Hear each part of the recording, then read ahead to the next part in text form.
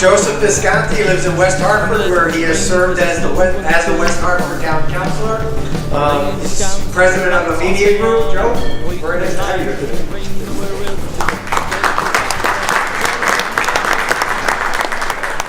Thank you, Don, for having me, and thank you to the group of sponsors. This is a fantastic breakfast. The food was great.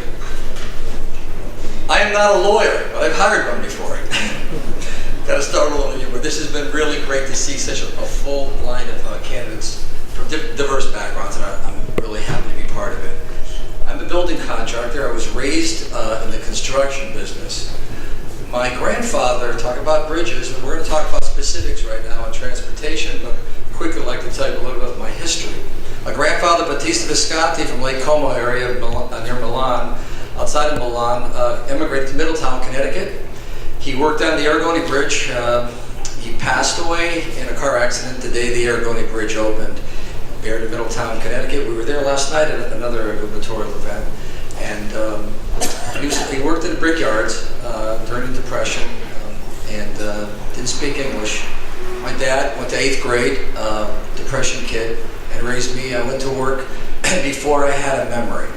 And so I'm 61 years old, but I was raised in the trades. Just last week I finished a chimney project for a good friend of mine. Our company grew from home improvement. My dad did roofing in the 40s after he was a Marine in the war. And so I was raised by a Marine. I could build a bridge with you all. My father-in-law was an iron worker. I pour concrete out the Carhartt. These aren't platitudes, this is real. It's who I am. And so I was raised in the trades.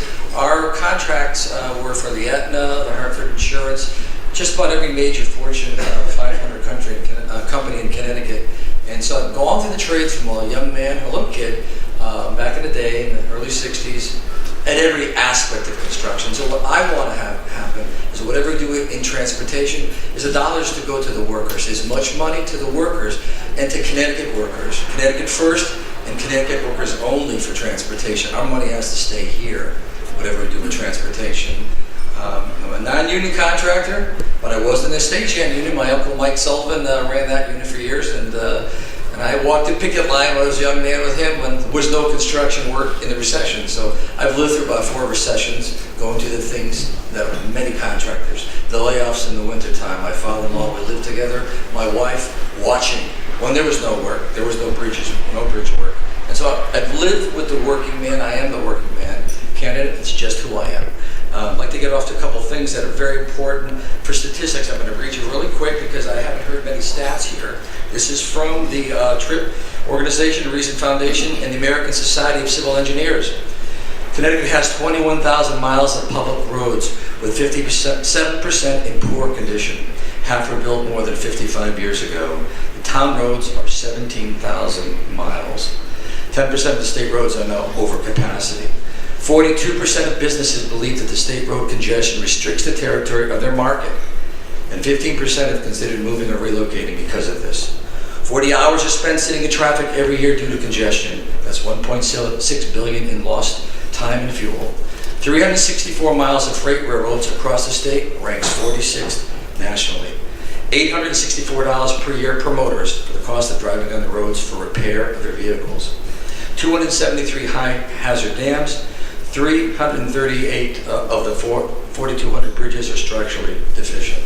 We have 5,300 bridges, 4,000 are owned and maintained by the state of Connecticut. In Connecticut, our gas tax is 40 cents per gallon. 45% that goes to state and local repair. Massachusetts has 27 cents per gallon. 56% of that goes to state and local. New York has 44 cents per gallon tax, and 70% goes to state and local.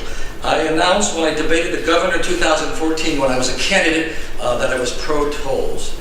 I'm probably the only candidate that's being a Republican that will speak about it, but maybe not. The whole field isn't here. And I'm on the record for that. I came up with a concept with my team, and it can work through the legislature where you can, the W-2 employees that are working out of state can get a tax deduction on their income tax. People that are in business that commute out of state can deduct that already from their businesses. I'm against internal tolls, and I believe we need to be a pro-Trump administration supporter, whoever the next governor is, for one reason only.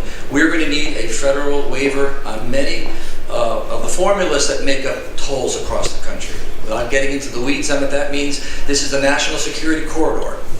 And so what's going to happen is we have to have exemptions in some of the processes where we don't have to have tolls. Like House Speaker Joe Erzmanowicz said, we want tolls everywhere, we want them here, we want them everywhere. No, we don't want them everywhere.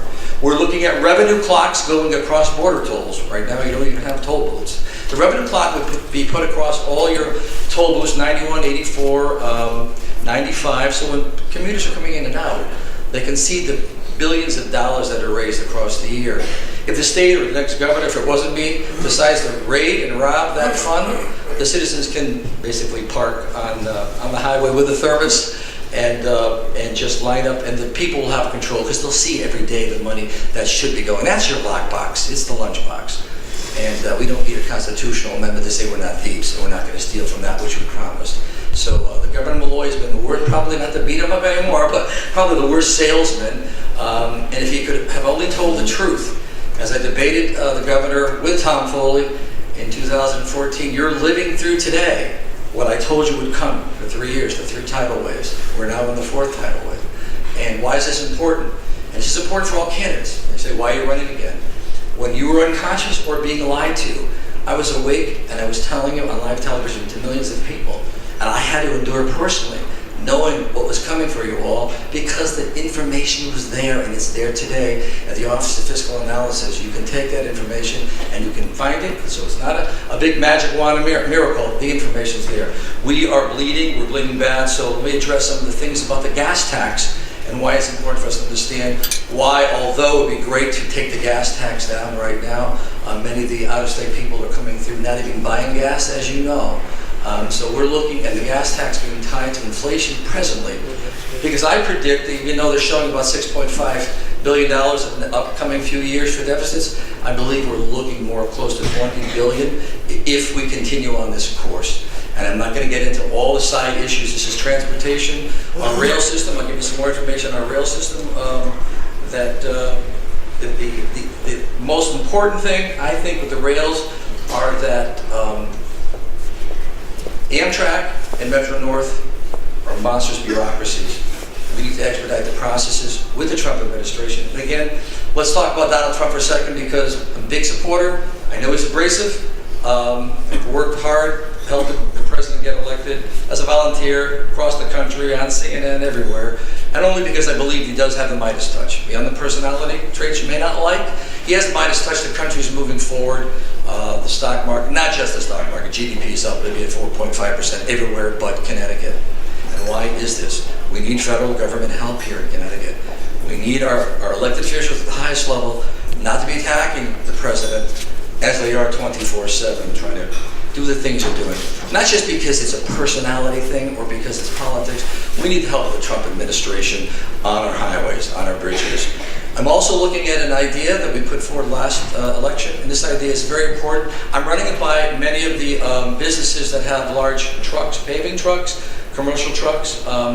The internal roads, we believe that the towns, because of the $20 billion I believe is coming in deficits, that the towns, the state will need to give less and less to towns. So education, as a West Hartford town councilor, I was sitting on the community planning, I watched the roads, I was an education liaison. I know we do great education in West Hartford at a very high cost, but what's going to have to happen is, Chris Creasy did it bad, the governor's tried to do it this year, less and less money will be going to the towns. And what I believe we need to do for transportation is take a look at those thousands of bridges that are in municipalities, those secondary roads, and put transponders on those bridges, and a certain vehicles over a certain GVW weight would pay pennies or nickels, and that money would stay earmarked into that town for the town road and for the town bridge that the state DOT does not own or operate or repair at the present time. It's an internal toll, but it's an internal toll for commerce. Why am I speaking to the corporations, FedEx, UPS, and all the major companies that cross our bridges over a certain GVW truck? Because we don't want whatever the formula is that the state legislature could look at to allow the towns to have those transponders on those small bridges, that it doesn't interfere with driving the cost of the delivery of the products. It's going to be a factor.